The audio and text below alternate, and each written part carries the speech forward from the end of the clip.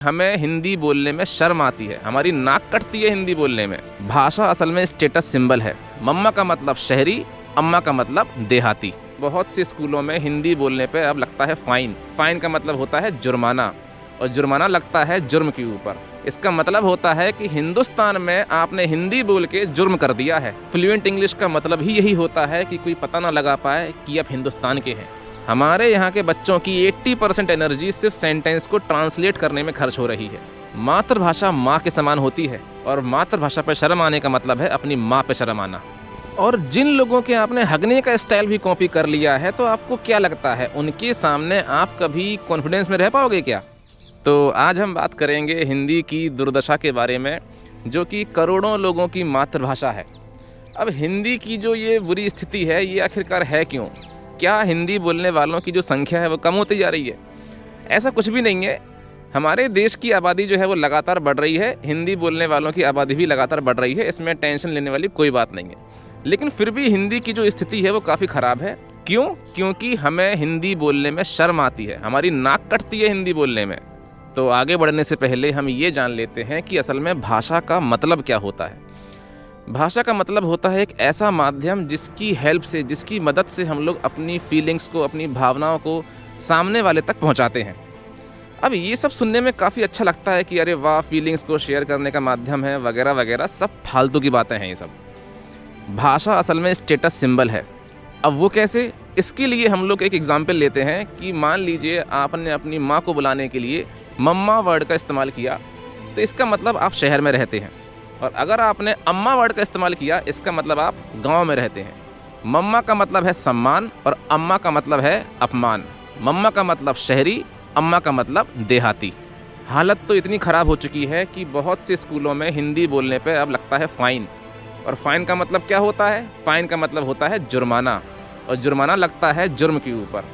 इसका मतलब समझते हैं क्या होता है?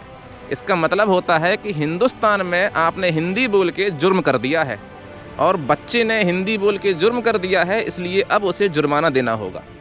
और आपको क्या लगता है कि जिस चीज़ के लिए जुर्माना देना पड़ता हो, उस चीज़ का सम्मान होगा या अपमान होगा? कॉमन सेंस ये कहता है कि भाई जिस चीज़ के लिए जुर्माना देना पड़ता है, उस चीज़ का सम्मान नहीं हो सकता। अब मैं जो बोलने जा रहा हूँ वो एक सच्ची घटना पर आधारित है। ग्रेटर नोएडा में एक स्कूल था, सेंट जेवियर पब्लिक स्कूल। वहाँ पे नियम ये था कि जो बच्चा भी स्कूल के अंदर हिंदी में बात करेगा, उसकी कागज़ की पूंछ बना के पूरे स्कूल में उसको घुमाने का नियम था। अब आपको क्या लगता है कि छोटे छोटे बच्चों के मन पर इस बात का क्या असर पड़ेगा? आपको क्या लगता है कि जिस बच्चे के साथ भी ऐसी घटना होगी, वो हिंदी की इज्जत आगे चल के कैसे कर पाएगा? जिस चीज़ के चक्कर में खुद की इज्जत चली जाती हो, वो उस चीज़ की इज्जत कैसे करेगा? और जिन पेरेंट्स ने मुझे ये बात बताई, उन्हें काफ़ी गर्व था इस बात पे कि उनका बच्चा ऐसे स्कूल में पढ़ता है जिसमें ये सब होता है। भाई, पूंछ तो जानवरों की होती है, तो बच्चे के पीछे पूंछ बांध के आप इनडायरेक्टली उसके मन में ये डाल रहे हो कि भाई जो हिंदी बोलता है वो जानवर के समान होता है। और ये है आपका so called civilised English medium school. अब स्कूलों की बात तो छोड़िए, खेल खेल में भी बच्चे जो हैं हिंदी का अपमान करते हैं। एक गेम होता है, उसका नाम है दमशरास। उसमें होता क्या है कि फिल्मों के नाम जो होते हैं उनको इशारा करके बताना पड़ता है, आप नाम को बोल नहीं सकते। तो जो नाम इंग्लिश में होता है उसके लिए कोड बनाया है बच्चों ने कि आपको ऐसे करना है, और जो नाम हिंदी में होता है उसके लिए बच्चों ने कोड बनाया है कि आपको ऐसे करना है। अब जिस देश में मातृभाषा के लिए ऐसे करा जाता हो, उससे आप अंदाज़ा लगा सकते हैं कि मातृभाषा की स्थिति कितनी खतरनाक है। भारत में इंग्लिश जो है वो सिर्फ एक भाषा नहीं रह गई है, वो असल में एक क्लास बन चुकी है। आप बच्चे की शक्ल देख के बता सकते हैं कि ये इंग्लिश मीडियम का है या हिंदी मीडियम का है। अगर किसी छोटे बच्चे को इंग्लिश बोलना आती है थोड़ी बहुत, तो उसके पेरेंट्स उससे तुरंत बोलेंगे कि बेटा अंकल को इंग्लिश बोल के सुनाओ। तो बस बेटा जो है वो शुरू हो जाएगा कि ट्विंकल ट्विंकल लिटिल स्टार, या फिर जॉनी जॉनी यस पापा। अगर उसे बहुत अच्छी इंग्लिश आती होगी तो बोल देगा may I go to toilet, may I come in, may I drink water वगैरह वगैरह। और इसे सुन के उसके पेरेंट्स बड़े खुश होंगे और वो बोलेंगे देखा कितना होशियार है। बचपन से ही हमारे स्कूल और हमारे पेरेंट्स हमें ये सिखाने में लगे रहे हैं आज तक कि भाई इंग्लिश बोलना सम्मान की बात है। हम पूरी कोशिश करते हैं कि जब हम इंग्लिश बोलें तो हमारी मातृभाषा का असर उसमें दिखाई ना पड़े। यूट्यूब पे आपको बहुत सारे ऐसे वीडियोस मिल जाएंगे जो आपको ये सिखाना चाहते हैं कि अपना मदर टंग इन्फ्लुएंस कम कैसे किया जाए, यानी कि आपकी मातृभाषा का जो असर है आपकी इंग्लिश में उसको कम कैसे किया जाए। भैया फ्लुएंट इंग्लिश का मतलब ही यही होता है कि कोई पता ना लगा पाए कि आप हिंदुस्तान के हैं, किसी को पता ना चल जाए कि आपकी जड़ें क्या हैं, किसी को पता ना चल जाए कि आपकी मूल भाषा क्या है। इतने अच्छे से नकल करके बोलो कि अंग्रेजी ही आपकी मातृभाषा लगे। हालत तो यहाँ तक हो चुकी है कि कई लोग इस बात पर गर्व करते हैं कि उनकी हिंदी जो है वो कमज़ोर है, लेकिन ऐसा वो इंग्लिश के केस में नहीं बोल सकते। आपको जैसी भी टूटी फूटी इंग्लिश आती होगी आप उसको बोलोगे, और अगर नहीं बोल पाओगे तो आप खुद ही शर्मिंदगी के साथ सॉरी बोल दोगे, क्योंकि आप मानते हो कि आप इन्फीरियर हो। जब लोग किसी छोटे बच्चे से उसकी पढ़ाई के बारे में पूछते हैं तो सबसे पहले वो ये पूछेंगे उससे कि बेटा ABCD सुनाओ। कोई कभी ये नहीं बोलेगा कि काखा गागा छोटा आ बड़ा सुनाओ। वो इससे ये बोलेंगे कि भैया 1 2 3 सुनाओ। कोई ये नहीं बोलता कभी कि 1 2 3 सुनाओ। वो इससे ये बोलेंगे कि संडे मंडे सुनाओ। कोई कभी ये नहीं बोलता कि रविवार मंगलवार सोमवार सुनाओ। बस यहीं से बच्चा समझ जाता है कि इज्जत किसकी करनी है, यहाँ पे राजा कौन है। और जो लोग बड़े हो चुके हैं, BTech M.Tech PhD कर रहे हैं, अगर आप उनसे पूछेंगे कि आपको ABCD और काखा गागा में से क्या याद है, तो 90% लोगों को ABCD याद होगा और काखा गागा भूल चुके होंगे। बस यहीं से आप समझ जाइए कि आगे चल के क्या बचेगा और क्या ख़त्म हो जाएगा। और बच्चों के अंदर तो हिंदी को लेके इन्फीरियरिटी कॉम्प्लेक्स कई बार इतना बढ़ जाता है कि अगर उनके माता पिता या दादा दादी थोड़े देहाती टाइप के हैं तो वो अपने दोस्तों से उनको मिलवाना नहीं चाहते। मातृभाषा माँ के समान होती है, और मातृभाषा पर शर्म आने का मतलब है अपनी माँ पर शर्म आना। और जिस देश के लोगों का माइंडसेट ऐसा होगा तो क्या लगता है कि वो देश कहाँ तक पहुँच जाएगा। भाई किसी को फॉलो करके, किसी की नकल करके उससे आगे नहीं निकल जाओगे, रहोगे उससे हमेशा पीछे ही। दुनिया में जो भी देश विकसित हैं उन सभी के यहाँ पूरा एजुकेशन सिस्टम उनकी मातृभाषा में है। जापान में जैपनीज़ में पढ़ाई होती है, रशिया में रशियन में, जर्मनी में जर्मन में, डेनमार्क में डेनिश में, नॉर्वे में नॉर्वेजियन भाषा में। हर वो देश जो विकसित है, अगर आप बात करें अमेरिका की, इंग्लैंड की, ऑस्ट्रेलिया की, तो उनके यहाँ इंग्लिश में पढ़ाई होती है, लेकिन वो उनकी मातृभाषा है। जो वो घर में बोलते हैं उसी भाषा में पढ़ाई भी करते हैं। हमारी तरह नहीं कि घर के अंदर चलती है हिंदी, स्कूल में पढ़ते हैं इंग्लिश। घर में बोलेंगे सेब, स्कूल में बोलेंगे एप्पल। घर में बोलेंगे चम्मच, स्कूल में स्पून। घर में बोलेंगे आलू, स्कूल में बोलेंगे पोटैटो। बच्चा बेचारा इसी बात में परेशान है कि असलियत क्या है, आलू है या पोटैटो है। हमारे यहाँ के बच्चों की 80% एनर्जी सिर्फ सेंटेंस को ट्रांसलेट करने में खर्च हो रही है। कई बार उन्हें आंसर पता होता है, लेकिन फिर भी वो उसे इंग्लिश में अच्छे से बोल नहीं पाते या लिख नहीं पाते, और उन्हें ऐसा लगने लगता है कि उनका दिमाग जो है वो कमज़ोर है। इससे उनका आत्मसम्मान जो होता है वो ख़त्म हो जाता है, और उन्हें ऐसा लगता है कि जो इंग्लिश जानता है वो उनसे बहुत ऊपर है। इसीलिए भारत के लोग जब भी किसी फॉरेनर को देखते हैं तो उसके पास लार टपकाते हुए फ़ोटो खिंचाने के लिए पहुंच जाते हैं। जाओगे कैसे नहीं फ़ोटो खिंचाने, क्योंकि जिस भाषा और संस्कृति की नकल करते आप आज तक आए थे, आज वो आपके सामने साक्षात है। किस चीज़ की नकल नहीं की है हमने, उनकी भाषा की नकल कर डाली, गालियों की नकल कर डाली, कपड़ों की नकल कर डाली, हाथों के गेस्चर की नकल कर डाली, सेल्फी पाउट की नकल कर डाली। छोड़ा क्या है हमने उनका नकल करने से, उनके हगने के स्टाइल की भी नकल कर डाली।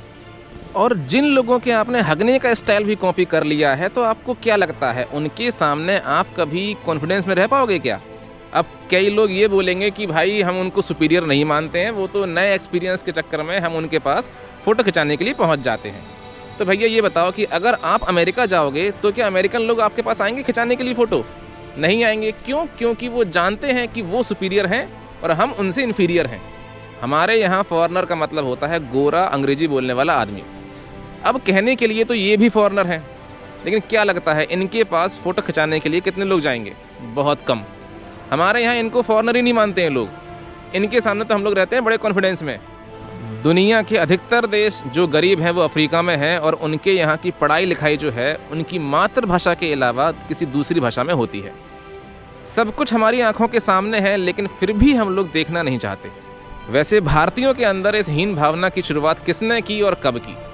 इसकी शुरुआत की लॉर्ड मैकॉले ने सन 1835 में। हमारे यहाँ की किताबों के अंदर आज भी अंग्रेज़ों के नाम के आगे, जिन्होंने हमें गुलाम बनाया था, उनके नाम के आगे आज भी लॉर्ड लिखते हैं, LORD लॉर्ड। और लॉर्ड का मतलब होता है भगवान। अब ऐसी स्थिति में आप भारतीयों से आत्मसम्मान की उम्मीद कैसे कर सकते हैं? वैसे इस मैकॉले ने किया क्या? इसने भारत में शिक्षा का माध्यम संस्कृत से बदल के इंग्लिश कर दिया। क्यों? क्योंकि इसका मानना ये था कि जब तक भारतीय ये नहीं मानेंगे कि जो कुछ भी बाहर का है, विदेशी है, वो उनकी खुद की चीज़ों से बेहतर है, तब तक वो सही मायने में गुलाम नहीं होंगे। वो भारत में ऐसे लोगों की फ़ौज बनाना चाहता था जो देखने में तो भारतीय हों, लेकिन सोच में और सभ्यता में अंग्रेज हों, यानी कि एक तरीके से काले अंग्रेज। और वो आदमी आज काफ़ी हद तक जीत चुका है। अगर अंग्रेजी सीखना इतना ही ज़रूरी है तो लोगों को कोई कोर्स करवा दो ना 1-2 साल का, जैसा कि यूरोप में होता है। मान लीजिए आप फ्रांस में पीएचडी करने के लिए गए, तो स्टार्टिंग के पहले साल में आपको वो सिर्फ़ और सिर्फ फ्रेंच भाषा सिखाएंगे। उसके बाद अगले साल से आपकी पढ़ाई जो है वो चालू होगी।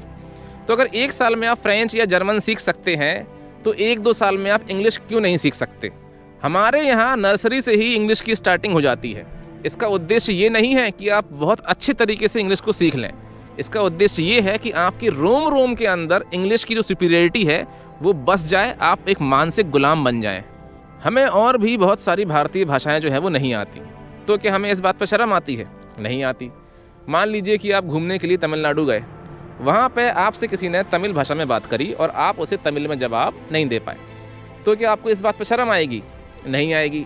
लेकिन अगर आपसे किसी ने इंग्लिश में बात करी और आप उसे इंग्लिश में जवाब नहीं दे पाए तो आपको शर्म का एहसास होगा। ऐसे ही दिल्ली मेट्रो में लोग जो है कई बार सीट को लेकर लड़ते हैं। तो शुरुआत में जब लड़ाई शुरू होती है तो वो हिंदी में शुरू होती है, उसके बाद फिर वो धीरे धीरे इंग्लिश में होना शुरू हो जाती है। अब मामला जो है वो सीट से हटके सुपीरियर और इन्फीरियर साबित होने पर पहुँच जाता है, पढ़े लिखे और गंवार साबित होने पर पहुँच जाता है। जो भी इंसान इंग्लिश का जवाब इंग्लिश में नहीं दे पाया वो हार जाता है। कई लोग इंग्लिश के फेवर में तर्क देते हैं कि इंग्लिश जो है वो बहुत ही संपन्न भाषा है, लेकिन ऐसा नहीं है। इंग्लिश में चाची को बोलते हैं आंटी, मामी को भी बोलते हैं आंटी, मौसी को भी बोलते हैं आंटी, फूफी को भी बोलते हैं आंटी, सब आंटी हैं। यानी अगर बात चल रही हो तो मालूम ना पड़े कि बात चल किसकी रही है।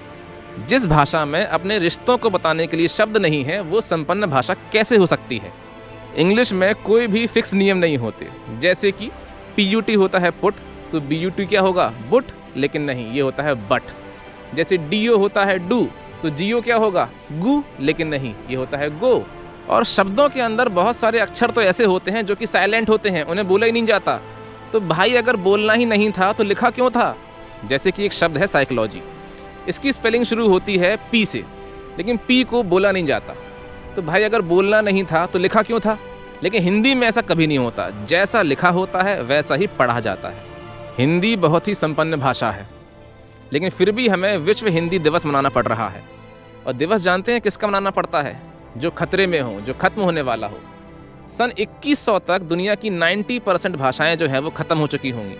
आज मैंने सोचा कि मैं हिंदी के बारे में वीडियो बना रहा हूं तो ऐसे कपड़े पहनूं जिसमें हिंदी में कुछ लिखा हो, लेकिन मुझे ऐसा कोई भी कपड़ा नहीं मिला। सोचने वाली बात यह है, जितने भी कपड़े होते हैं जिन पे कुछ लिखा होता है उनमें बहुत कम संभावना है कि हिंदी में कुछ लिखा हो। सब के सब किसी और भाषा में होंगे, मेनली इंग्लिश में होंगे। इससे आप समझ सकते हैं कि रुझान किस तरफ है। तो हिंदी के बेहतर भविष्य के लिए आप सभी को शुभकामनाएं। मिलते हैं अगले वीडियो में।